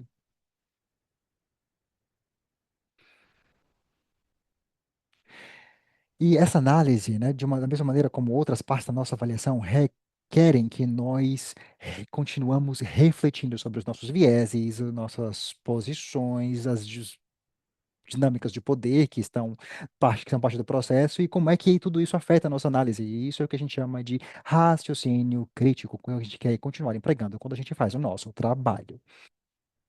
E o segundo passo que a gente precisa pensar é sobre fazer a codificação para a causalidade. A gente pode codificar dados que a gente coletou por diferentes fontes, pessoas, documentos, observações. E aí, quando a gente faz a codificação para a causalidade, a gente precisa capturar causas e efeitos e também os elos causais que conectam uns aos outros. Porque muitos dos nossos softwares, né, que a gente usa para codificar dados não são designados para fazer codificação de causalidade. E Steve vai falar mais sobre isso. Vai falar sobre algumas ferramentas, Steve vai falar sobre elas, né? A gente pode utilizar algumas escolhas, por exemplo, utilizar uma ferramenta como Casal Map, que é explicitamente feita para esse propósito. A gente também pode criar códigos de causalidade, por exemplo, né? Uma organização sem fins lucrativos que é uma grande habilitadora de mudança. E toda vez que a gente pode codificar toda vez que a causalidade aparece dentro de uma data ou dentro de um dado, por exemplo, que permite que a gente revisite isso à medida que a gente vai, que a gente vai gerando temas e padrões. A gente também pode fazer a codificação dos nossos dados causais fora das nossas plataformas de análise qualitativa de dados, incluindo utilizar ferramentas como Kumo ou até mesmo o Excel para a gente conseguir fazer essa captura de relações causais. E aí eu vou passar agora para Steve, para ele falar, isso é legal em teoria, mas vamos compartilhar alguns exemplos aqui da prática para a gente ver como é que acontece. E eu acho, Steve, eu acho que você agora está feliz como um pinto no lixo, porque aqui é a sua área, não é? Obrigado. Sim, sim, sim. Bom, eu deveria dizer, né, que em muitas avaliações de pesquisas, eu descobri que quando a gente faz análise de caminhos causais, está muito relacionado com a coleta de informação, né, talvez no documento de Word, no Excel, e trazer algo para que seja mais visualizável como o Como, que é o como.io, que é grátis em muitos lugares. E eu acho que o Causal Map é o único software especializado disponível no sentido de que você tem Você tem um tipo de, né, de codificação que está aí fazendo e informações na metade da tela e na outra metade você tem um mapa. Muitos avaliadores não usam isso. Geralmente, muitos avaliadores e avaliadoras pensam sobre os próprios caminhos causais de uma maneira mais básica, frequentemente colocando, né, cada elo causal dentro de uma planilha, por exemplo, com as suas consequências ou suas causas, e depois importa isso num aplicativo como, por exemplo, e que também está tudo bem. Mas como uma ilustração, pelo menos, aqui a gente tem, né, uma ilustração do caso map, eu acho que é exatamente isso. A gente tem um texto na esquerda com diferentes perguntas. A gente tem as entrevistas aí que foram feitas no processo causal e você tem, né, o highlight, né, esse texto ressaltado aí sobre algumas alegações causais. Eu não consigo ler isso aqui. Aí está falando sobre livestock, aí está falando sobre gado, criação de gado. Então alguém ressaltou aqui, né, marcou que uma alegação estava relacionado com ter a possibilidade de comprar mais gado, mais cabeças de gado, por exemplo, né? Então você tem aí diferentes links causais, elos causais que são ah, relacionados e você consegue ver o mapa gradualmente crescendo. Então isso é essa maneira como Julia Lin fala, né? E também da maneira como nós fazemos isso é pensar em termos de elos causais, né? Você fala sobre os fatos causais, você tem as caixas também, você tem os efeitos primários, né? As fontes primárias de dados, né? Causando relações entre coisas diferentes. Não é simplesmente fazer a codificação de todas as possibilidades causais e depois fazer o estabelecimento de elos. Não, na verdade você precisa fazer essa associação imediatamente porque às vezes você vai ter mais do que uma causa, mais do que um efeito, então você pode, né, trabalhar com essa maneira para conseguir ter um mapa como o que você consegue ver à direita. A grande diferença, né, entre a maneira como as pessoas fazem é que a maneira como a gente faz, a gente codifica cada alegação causal, à medida que, por exemplo, Julia Lin e outras colegas, por exemplo, também fazem de outra maneira, que elas leem todos os documentos e todas as entrevistas. E tem um passo em separado, onde olham apenas para as alegações, por exemplo, alegações relacionadas à compra de cabeças de gado, antes de fazer o elo casal. E aí, daí, quando vai na hora de pegar a evidência, aí sim, bom, acho que tem um elo aqui entre intervenção e comprar mais gado, por exemplo. Então, você tem o micro level e você também pode olhar todas as evidências e você tem todas essas correlações e links aí, mostrando que tem todas essas relações aqui, esses atributos que estão relacionados com isso. Então, essa é uma maneira de fazer isso. Da maneira que a gente faz as coisas é assim, é uma maneira. Você também pode fazer de outro jeito, de maneira mais holística, por exemplo, olhando para todas as informações e que acaba ligando uma coisa com uma outra. E tem muita terceira maneira de fazer isso, que é mais como o mapeamento de sistemas participativos. Não, que também, eu acho que também está dentro do trabalho de caminhos causais, né? Que você coloca todas as pessoas dentro de uma sala e aí você discute juntos o que causa o quê. E aí, quando você encontra um acordo, você coloca só um link no seu mapa. Então, são três abordagens diferentes. A nossa é a mais granular, é o que eu diria. Eu acho que seria verdade dizer isso. E claro, como você tem muitas entrevistas e muitos desses links, você precisa sintetizar, né, ou filtrar de alguma maneira para conseguir criar, construir sentido a partir deles. O próximo slide, nós temos diferentes coisas que você pode fazer. Isso é mais informalmente, né? Quando você tem um mapa, como é que você vai brincar com ele? Como é que você vai olhar para ele? Você pode olhar para diferentes caminhos entre grupos diferentes. Então, você pode utilizar esses dados para produzir um mapa, por exemplo, para um grupo utilizar os mesmos dados e filtrar diferente para mostrar informações de outras pessoas ou de outros grupos e depois comparar o resultado disso tudo. E você pode comparar aí também o que você tem, né, com a teoria da mudança, e dizer, as pessoas estão realmente utilizando a linguagem da teoria da mudança, então estão mencionando alguns desses caminhos aqui que a gente esperava, mas também pode ter levado para outros caminhos que a gente não esperou. O que que a gente pode dizer sobre isso? E aí você pode trazer algumas condições contextuais que essas pessoas mencionam nos seus relatos. Então, é muito importante a gente ficar atento ao que a gente chama da transitividade. É uma pegadinha.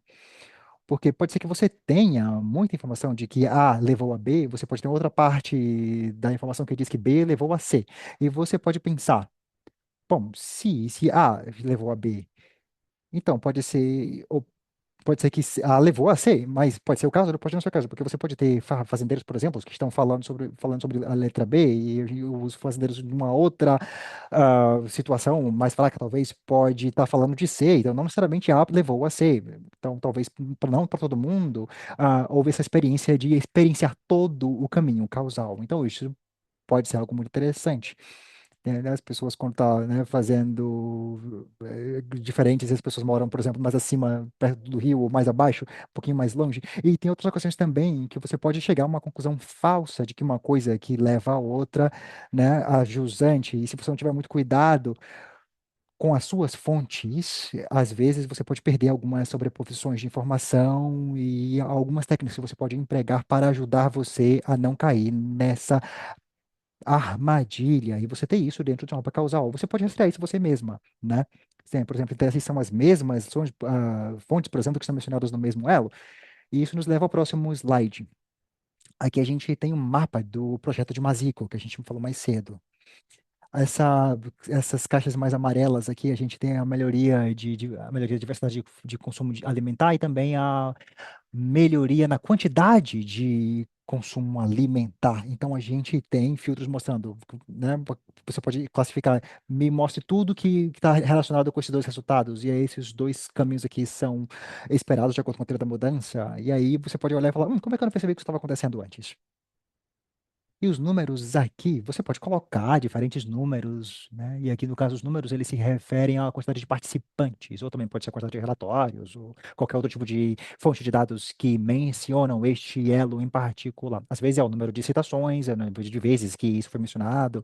Às vezes, se você tem um número alto, então você tem muita fonte, né? Muita evidência. E se o número está pequeno, você não tem muita, então são situações que você não vai querer utilizar e na verdade, você ter, que nesse caso as pessoas estão falando sobre a robustez do elo, né? Como robusto, espesso ele é, e você pode ter isso tudo carregado mostrando as diferentes fontes de onde essa informação veio. E aqui vale a pena olhar, né, mais uma vez para a possibilidade de você ter cuidado com o problema da transitividade. Porque você pode ter a diversidade, a melhoria entre a diversidade e a quantidade de consumo alimentar, né? E aí você tem relações, né, que podem relacionadas com isso, como, por exemplo, a questão dos programas de transferência monetária. Você tem um caso aqui que está falando sobre a melhoria da renda que está relacionado com a melhoria da quantidade, mas na verdade você não tem a mesma situação quando você está falando sobre a diversidade do consumo alimentar.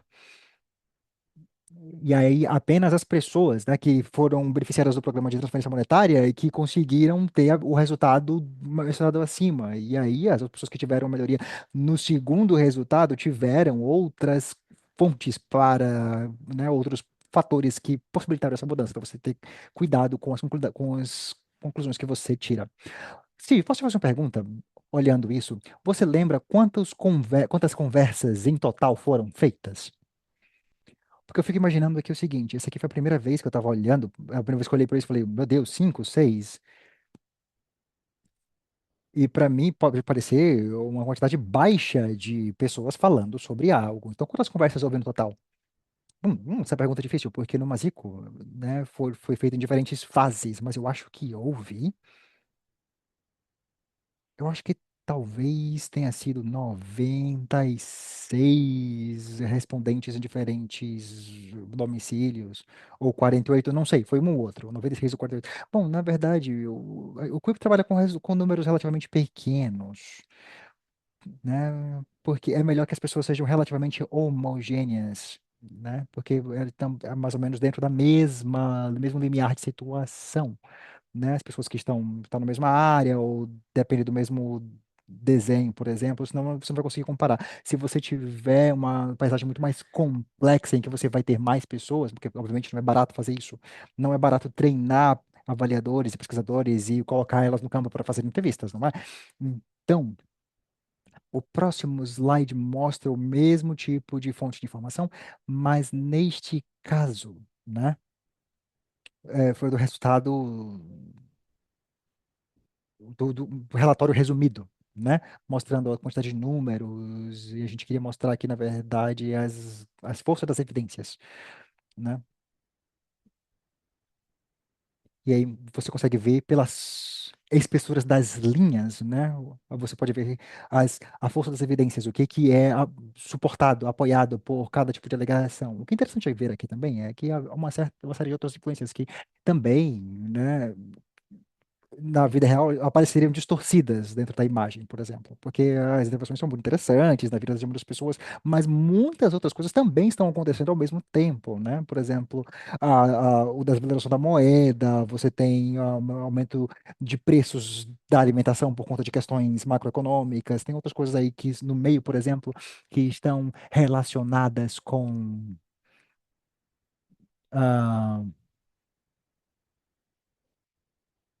a questão do clima também, né? O clima deficiente que acabou afetando as colheitas. E aí é interessante porque você pode dizer, de um lado eu estava recebendo mais por conta disso, e você, no outro lado, eu estava recebendo menos por conta daquilo, outro. E isso também pode estar mapeado aí. E você pode ter fatores que se contrapõem. Então é muito importante entender e descrever isso, talvez não tão precisamente, mas é importante ter pelo menos uma percepção de que eles acontecem. E existe um argumento aqui, que é o seguinte, né?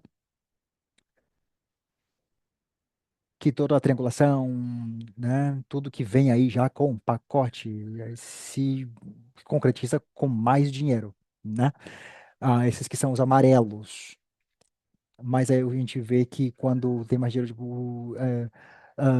envolvido, você tem aí uma melhoria na possibilidade de para comida. E aí as linhas vão ficando mais finas. Você está vendo que quando você tem evidências menos robustas ou menos evidências, aí isso é refletido e aí você consegue ver pela espessura das linhas a robustez das evidências apresentadas para cada tipo de alegação. E aí no próximo slide, esse aqui eu acho que é de um trabalho de Julia Lin,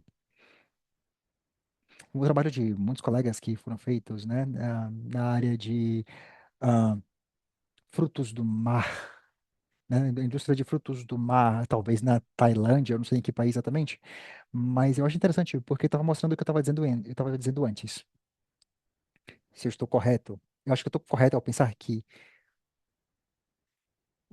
por exemplo, não existe uma causa, né, de uma coisa que sai causando todas as outras, mas a gente tem 20 caixas no nosso mapa, por exemplo, vamos olhar todas para as evidências que nós coletamos. Então, primeiro identificaram, na verdade, né, quais são os fatores, né, foram 40 ou 50, e aí depois foram investigar isso com os dados. A gente tem que falar sobre diferentes essas coisas aqui, e aí diferentes caixas, né, vamos ver que perguntas estão relacionadas aqui,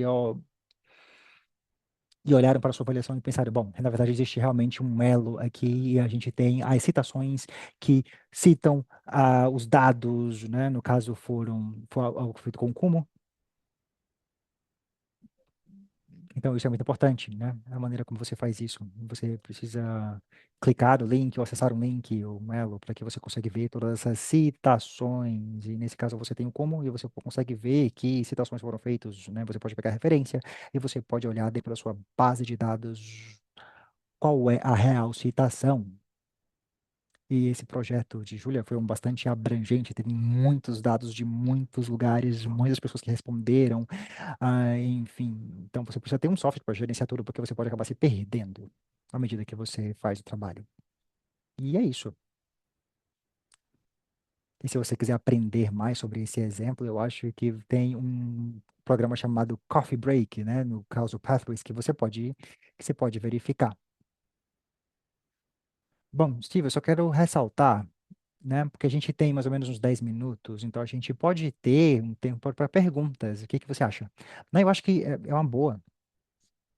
E essa sessão aqui, bom, por que que tá falando sobre isso de novo, né? Alguém pode estar se perguntando. Bom, isso aqui é um ângulo um pouquinho diferente, né? Em que você, depois que você tem os seus dados, você tem as suas perguntas originais de perguntas, você tem sua teoria da mudança originais, você fez a sua codificação e agora você quer fazer a avaliação das evidências, né? Sobre como esse processo todo fica, né, oferecendo para você a oportunidade de ficar indo e voltando daquilo que você já coletou. Mas eu acho que o importante aqui é perceber que acho que aí está no próximo slide.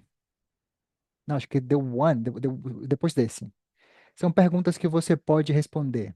As fontes estão pequenas aqui, tá, é um pouquinho difícil de ver, mas aqui são perguntas que você pode responder. Alguns colegas concordariam, eu acredito, mas tem muitos tipos de perguntas que você pode citar sistematicamente e você pode abordar com análise de caminhos causais.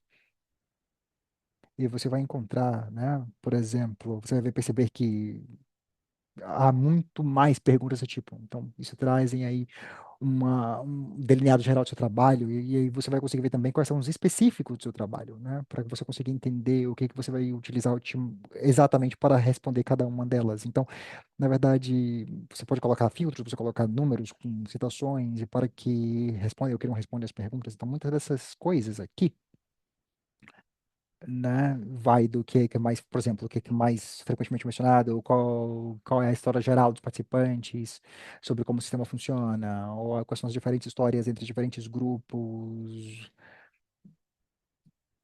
Todos esses tipos de perguntas são maneiras de responder, e são maneiras de responder dentro do trabalho com caminhos causais. Então, não é só a sua pergunta geral de pesquisa, mas você também pode fazer perguntas específicas que você pode fazer a busca das respostas delas individualmente, e depois podem fazer o relato delas também. E eu acho que a gente pode passar para. Bom, vamos voltar aqui para. Haha, a gente pode ir para o slide 48. Bom, é um trabalho que a gente fez, né, com Júlia, que é o que a gente fala dos 7 momentos para garantir a qualidade. Que se trata de passar de, parece que é assim, ou essas pessoas mencionaram, ou tem alguns tipos de citações e eu quero acreditar de qualquer maneira, mas assim, há maneiras sistemáticas de produzir evidência e de avaliar se você fez isso de maneira correta ou não. Então, uma questão simplesmente de codificação. Então, será o que são realmente os rótulos certos, né? Eu comecei de maneira completamente aberta e livre, eu comecei da teoria da mudança ou com a outra ideia em mente, né?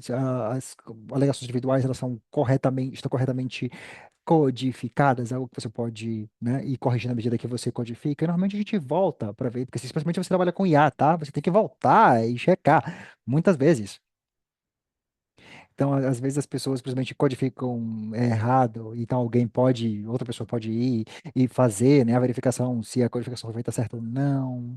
Então, você tem também a questão dos conjuntos. Às vezes, Júlia faz isso offline, né, para fazer a conexão entre A e B, né, olhando para todas as evidências de uma maneira mais informal e depois junta tudo depois.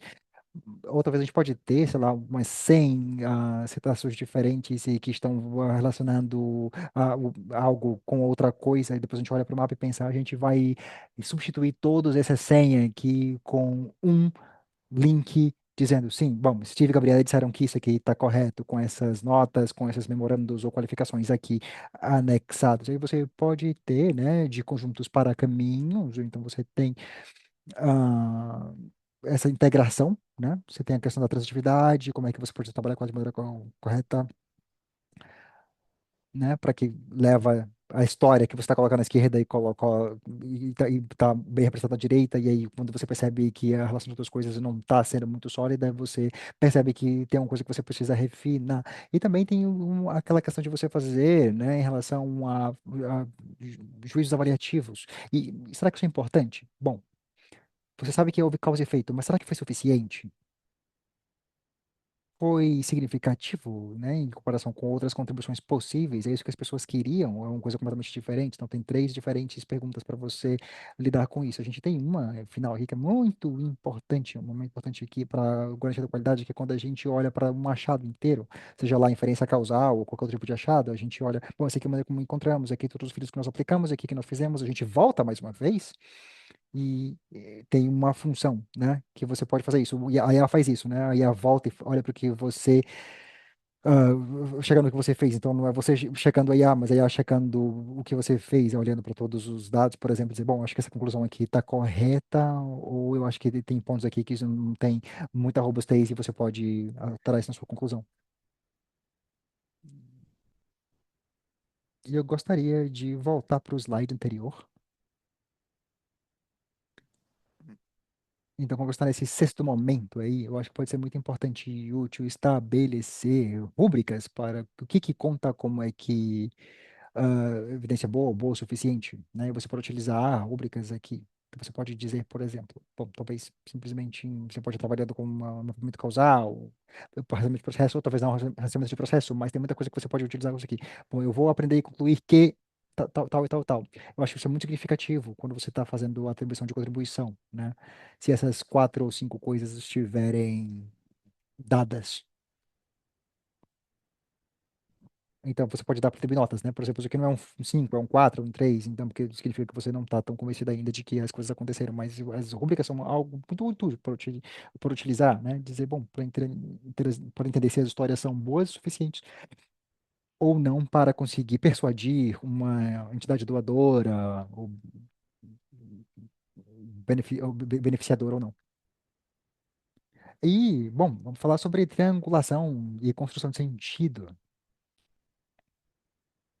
Triangulação pode significar coisas diferentes para diferentes pessoas em diferentes momentos, mas certamente é muito bom ter triangulação de diferentes fontes, diferentes fontes, é muito bom, né? Diferentes tipos de fonte, na verdade. Você tem professores, e você tem os fazendeiros, você também a pessoa que trabalha no setor de agricultura, o ministro da Finança, algo do tipo.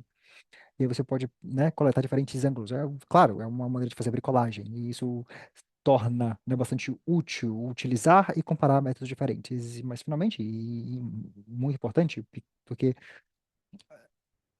no final das contas é caro.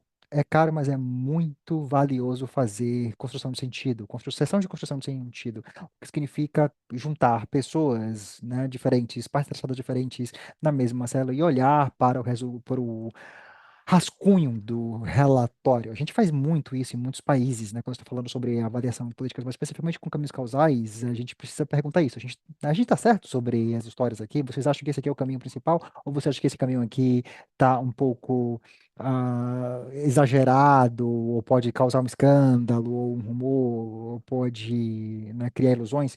Então, é algo muito útil de se fazer, né? Você pode ter um trabalho, por exemplo, um workshop, uma oficina de construção de sentido com todas as partes interessadas relevantes quando você terminar o rascunho do relatório. E eu acho que é isso da minha parte. Aí nós temos um slide aqui com exemplos diferentes e é isso. Agora sim a gente tem tempo para perguntas e respostas.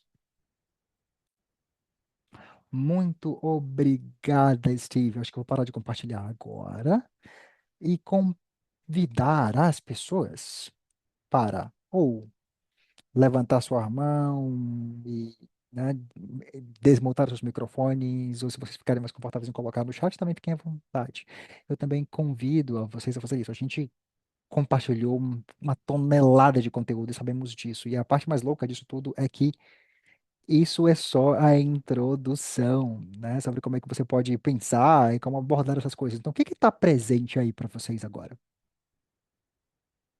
E nem precisa ser uma pergunta, é só se você ver vir uma conexão com o seu trabalho, ou se você tiver quiser compartilhar uma história que seja ilustrativa do que a gente ouviu aqui, fique à vontade.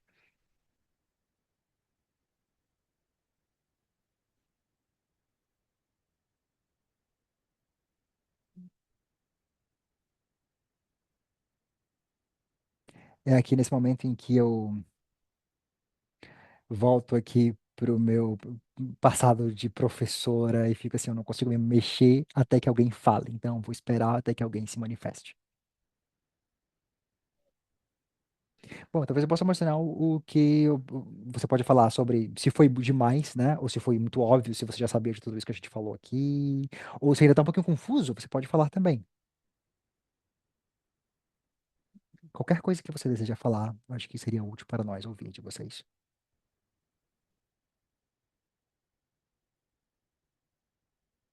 Acho que a gente vai dar mais um minuto para vocês pensarem.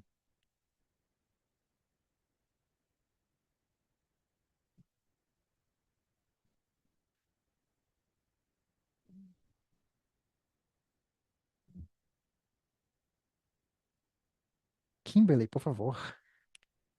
Ai, muito obrigada por essa apresentação, foi bastante densa. Esse é o meu primeiro workshop. Eu preciso voltar e encontrar e assistir, na verdade, o primeiro, porque eu acho que foi muito denso. Eu adoraria ouvir mais sobre o processo de codificação. Eu acho que eu preciso olhar para isso com muito mais profundidade, né? Além desse webinário. Então, eu estou muito feliz de que os slides vão ficar disponíveis depois. Sim, é uma coisa que é difícil para a gente, né? Porque não tem um método para caminhos causais, né? Quando você fala sobre esse nome caminhos causais, né? Quando a gente colocou esse nome há muito tempo, é porque na verdade é uma quantidade enorme de pessoas fazendo coisas diferentes e mais ou menos na mesma direção, mas você tem outras direções também, outros sentidos que também são incorporados. E claro, a gente tem a nossa própria maneira de fazer isso, que é provavelmente, né, não torna as coisas muito fáceis para compreender, mas a gente está tentando cobrir a multiplicidade sobre como múltiplos colegas fazem coisas diferentes em lugares diferentes do mundo e como é que as pessoas, né, fazem o trabalho com caminhos causais e fazem suas codificações também, porque tem, especialmente quando você está trabalhando com muitas partes interessadas na mesma sala. Outras pessoas, né, preferem que a gente faça com muita codificação e aí lê depois. Então tem muitas coisas que são, né, comuns, mas tem muitas coisas que também são diferentes entre diferentes experiências. Sim. Eu estou vendo alguns comentários aí no chat em que as pessoas estão falando, bom, eu sou nova, né, nos caminhos causais, então isso é muito para mim. Sim, como eu falei no começo, né, a gente está pensando em como é que a gente pode continuar melhorando nesses workshops. Então, por favor, se vocês tiverem ideias adicionais sobre como é que a gente pode tornar esse conteúdo mais acessível? Por exemplo, a gente pode dividir esse seminário aqui em duas sessões, porque o primeiro pode cobrir o que a gente falou na primeira hora, né, que na verdade é sobre perguntas e metodologia, e aí ter mais tempo e mais espaço para brincar um pouquinho com isso, refletir sobre isso, fazer perguntas, tirar dúvidas, e depois ter um segundo momento que a gente possa se aprofundar mais em codificação, análise e talvez um pouquinho mais sobre construção de sentido, né? Como é que isso se parece, como é que isso se apresenta.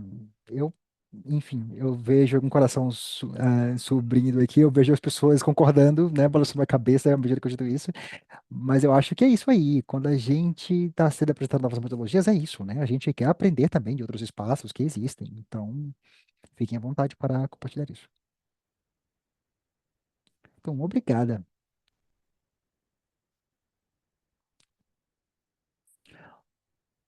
Eu aprecio muito esse feedback. A gente tem aí só mais uns 5 minutos.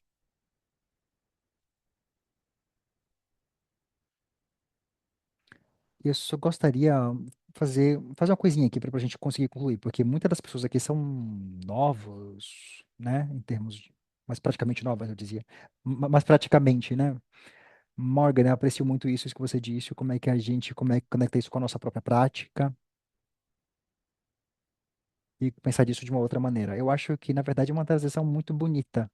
E eu vou simplesmente compartilhar uma pergunta com vocês. Uma das coisas que eu realmente aprecio e que Steve mencionou no começo da apresentação é quando ele está falando sobre bricolagem. Né? Mamadou fez aquela pergunta, na verdade, não foi bem no começo, mas como é que a gente vai pensar em bricolagem quando a gente tem recursos e experiências limitadas para fazer o trabalho? Uma das coisas que ele falou é o seguinte, é que às vezes bricolagem é só a respeito de como é que eu pego um pouquinho de metodologia diferente para espaço de trabalho. E aí talvez pode ser tá relacionado com as perguntas que eu estou fazendo, ou dentro de uma entrevista em particular, como é que eu consigo fazer isso pequeno para começar? Porque para mim, quando eu fui apresentada aos caminhos causais, eu fiquei pensando assim, isso é muito poderoso, mas muito sobrecarregador, assim, né? E aí eu senti a mesma coisa de vocês aqui. Isso aqui é muito interessante, mas também é uma sobrecarga muito grande. E a pergunta que eu tenho para vocês é a seguinte: essa questão de será que há algo, né, refletindo no conteúdo de hoje, tem uma coisa em que você possa colocar em prática nos próximos 3 meses? Tem, por exemplo, você pode ter algo que você sente que é pequeno o suficiente, mas pode ser algo sobre o qual você pode atuar. talvez, é aprender mais sobre uma metodologia de caminhos causais que você tem menos familiaridade, talvez pegar, né, trazer essas perguntas, o que que mudou, para quem, sob que condições, por quê, e trazer isso mais para as conversas no seu trabalho, ou talvez pode ser outra coisa. Nós compartilhamos algumas ideias aqui, mas eu quero apenas convidar vocês a pensar sobre isso. Como é que a gente pega esses passos iniciais, né? Coloca, faz eles pequenos o suficientes para a gente conseguir transicionar um pouquinho, né? De pensar assim, ah, tem umas coisinhas aqui que eu consigo brincar com isso. Não estou falando de fazer uma avaliação de caminhos causais, né? Tipo, no nível máximo. Se você quiser fazer isso, tá maravilhoso.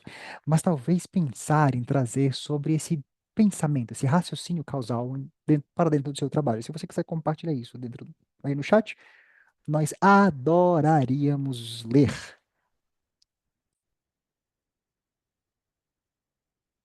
E se você quiser manter essa reflexão para si também, você, né, pode fazê-lo. Se alguém gostar, se alguém quiser compartilhar alguma ideia para inspirar outros também, fiquem à vontade.